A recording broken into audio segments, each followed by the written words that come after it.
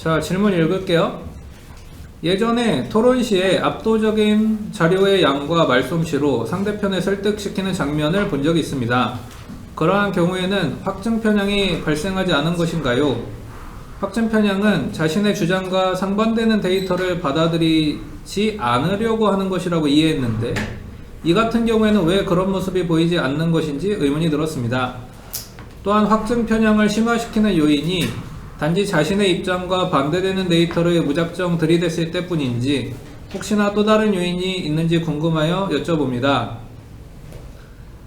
일단 진짜로 자료의 양과 말솜씨로만 상대방을 설득시켰다면은 그거는 듣는 청중들이 그 이슈에 대해서는 중립적이었던 얘기였겠죠.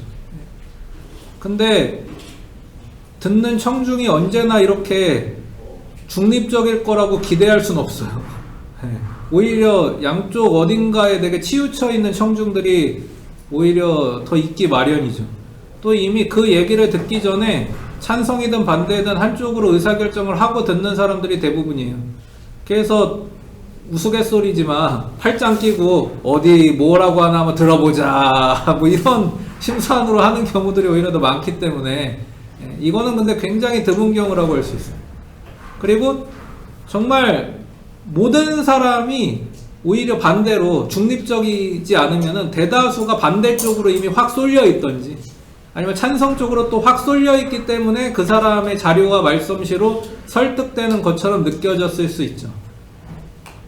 최근에 국회에서 법무부 장관 한동훈이라는 사람이 연설을 했는데 많은 사람들한테 하여튼 그 내용의 찬반을 떠나서 연설 잘했다, 브리핑 잘했다 이런 얘기는 이제 듣더라고요. 근데 그 사람이 얘기하는 스타일을 보니까는 자료나 말솜씨가 정말 대단한 건 맞는 것 같아요. 근데 그런 것처럼 정말 모든 사람이 이미 어느 쪽으로 생각하기로 결정나 있거나 아니면 정말 중립적이었겠지. 그리고 확증 편향을 심화시키는 또 다른 요인이 뭐냐라고 이제 질문하셨는데, 이거는 일종의 소속감 같은 게 영향을 미쳐요. 그러니까 소속감이라고 하면 좀 어렵게 느껴지겠네. 그러니까 우리냐 그들이냐의 싸움이에요. 우리냐 그들이냐. 어떤 얘기하는 사람이 우리의 인원이냐, 위냐, 아니면은 네이냐, 네이. 그러니까 그들이 얘기하는 거는 잘 안 듣게 되겠죠. 근데 우리가 얘기하면은 이상한 얘기해도 잘 들을 수 있겠지. 이게 또 확증 편향에 굉장한 영향을 미칩니다. 우리가 얘기하는 거는 정말 얼토당토하는 이상한 소리에도 막 박수 칠 수 있어요. 근데 그들이 얘기하는 거는 정말 막 옳은 소리하고 바른 소리에도 우 할 수 있는 거지.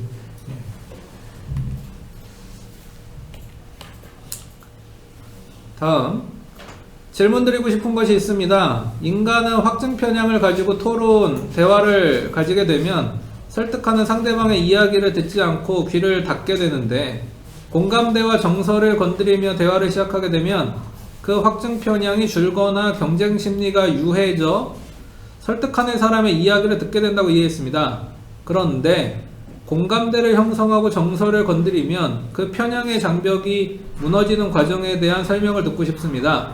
확증 편향이라는 사고를 무너뜨리는 것이 공감대인지, 경쟁 심리가 확증 편향을 만들기에 경쟁 심리를 없애버리게 하는 과정인지가 확실치가 않습니다. 이게 이제 우리와 그들에 대한 얘기를 또 할 수밖에 없는데, 일단 확증 편향이 작동하기 전에 우리와 그들이라는 사고가 있으면 우리라는 게 이미 마음의 준비를 시켜줍니다. 잘 들으려고 하는. 그러면 확증 편향이 강해지는 이런 과정으로 가게 되겠죠. 근데 그들이라는 게 결국에 경쟁 관계라는 얘기 아니겠어요? 그래서 그들 얘기는 일단 삐딱하게 들으려고 마음의 준비를 하게 되겠고, 그러니까 확증 편향이 안 생기겠죠. 아니면 확증 편향이 생기더라도 네가 얘기하는 것과 반대쪽으로 나는 듣기로 작정하고 그런 확증 편향이 생기겠지. 그래서 여기서도 역시 우리와 그들의 싸움이라는 얘기를 해줄 수 있겠네요. 그게 먼저예요. 우리 마음속에서 우리나 그들이냐가 먼저 작동하고, 그 다음에 그 들으려는 마음의 준비가 된 상태에서 그에 맞는 데이터만 수집하게 되면은 그 최종적인 결과가 확증 편향이 되는 거겠죠. 다음, 연애를 예시로 들어서 감정 동기와 감정 선행, 감정 전염에 대해서 설명해 주셨는데, 연애를 오래 하면 서로가 서로를 오래 보기도 했고 서로에 대해서 잘 알기에 감정 선행 반응이 극대화된다고 하신 말에 궁금한 점이 생겼습니다. 감정 선행 반응이 한쪽에만 전제되어 있고 감정 전염으로 넘어가려면 쌍방향이 아니더라도 감정 전염이 될 수 있을까요? 한쪽은 감정 선행 반응이 극대화됐는데 다른 한쪽은 극대화되지 않는 상태로 한 사람이 이끌어서 감정 전염까지 극대화가 가능한가요? 일단 오해가 하나 있네요. 무슨 오해가 있느냐? 감정 선행 반응이라는 것이 한쪽에서만 나타날 수 있는 게 아니냐고 지금 생각하고 계세요. 근데 감정 선행 반응이라는 거는 일어나면 동시에 나타나는 거고요. 안 일어나면 아예 안 나타나는 거고, 안 나타나는 거 그런 거예요. 한쪽에서만 일어나는 감정 선행 반응 이런 건 없는 겁니다. 그러니까 싱크로가 돼야 선행 반응이 있는 거잖아요. 근데 싱크로도 안 됐는데 어떻게 선행 반응이 있겠어? 그러니까 일어나면 같이 일어나고 안 일어나면 둘 다 안 일어난다는 얘기예요. 연애 관계에서 사랑하는 남녀가 남자가 어떤 말 하기 전에 여성이 이미 그 뇌 속에 그게 반응하고 있고 여성이 어떤 말을 하기 전에 남성의 머릿속에서 이미 그 반응이 있으려면은 같이 일어난다는 거예요. 남자는 일어나는데 여성은 안 일어나고 여성은 일어나는데 남성은 안 일어나고 그건 아니죠. 그러니까 그거는 그냥 공감이에요. 한쪽만 공감하는 상황이 발생할 뿐이지 동기화가 되진 않은 거예요. 일방통행인 거지. 그렇게 한쪽만 공감하는 일방통행 상황이 계속 발생하면 마음속에 고구마가 이제 가득하게 되는 거고 사이다를 먹어서 뻥 뚫지 않으면 이제 헤어지게 되는 거고 이 헤어질 결심을 하게 되는 겁니다. 그러니까 지금 일단 그게 오해예요. 한쪽에서만 나타날 수 없다. 그리고 이제 두 번째 오해는 뭐냐? 감정 전염이라는 것은 두 사람 정도의 소규모 집단에서 일어나는 걸 감정 전염이라고 얘기하지 않아요. 예, 적어도 100명 이상의 대규모 집단에서 일어나는 것을 감정 전염이라고 얘기하는 겁니다. 그러니까 영화관 생각하시면 돼요. 영화관에 보통 한 200명 정도가 스크린 하나 보통 뭐 들어가서 이제 보게 되잖아요. 널찍널찍이 또 이제 넓은 데 가서 앉고 그러면은. 그러니까 그 200명에서 한 300명 정도 사람들이 영화 보면서 같이 감정 싱크로가 되고 감정 선행을 거쳐서 이제 마침내 감정 전염이 돼서 다 옆 사람들이 울 때 같이 막 웃을 때 같이 웃고 있다. 그러니까 예를 들면 극한 직업 같은 거 보면서 웃을 때 막 진짜 다 같이 웃었었거든 우리가. 또 막 공조 인터내셔널 이런 거 보면서 유해진이 막 개그 같은 거 할 때 막 같이 웃고 같이 울고 막 그랬거든요. 그러니까 그게 벌써 이제 그 정도 돼야 감정 전염이지.